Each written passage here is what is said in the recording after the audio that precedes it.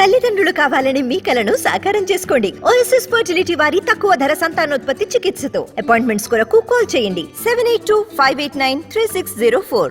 కరీంనగర్ అభివృద్ధిపై BJP BRS మధ్య సవాళ్ల రాజకీయం నడుస్తోంది. ఎంపీగా కరీంనగర్కు బండి సంజయ్ ఏం చేశారని, దీనిపై చర్చకు సిద్ధమా అని కేటీఆర్ సవాల్ విసిరారు.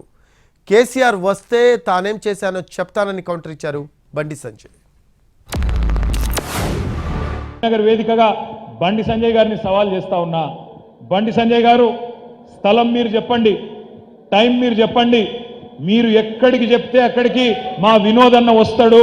వినోదన్నతోని ముఖాముఖి బహిరంగ చర్చకు రా. నువ్వేం చేసినావు నీ 5 ఏళ్ళు ఎంపీగా కరీంనగర్ లోక్సభ స్థానానికి?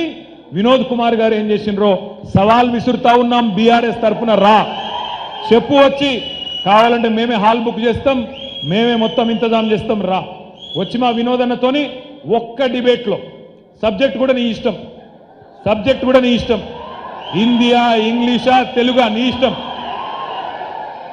ఏం మాట్లాడతారు పోయి నాకు అర్థం కాదు. రమణ్ కొండగట్టు మీ అయ్యా రమ్మని చెప్పాడికి, వెమ్లవాడ రమ్మని చెప్పు, ప్రమాణం చేయమని చెప్పు, చలో చర్చకు సిద్ధం.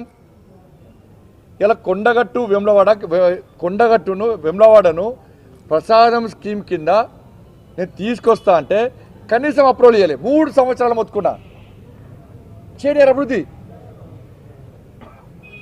కొండగట్టును రామాయణ సర్క్యూట్ కింద తీసుకొచ్చి అభివృద్ధి చేస్తానా, అప్రూవల్ ఇవ్వలే.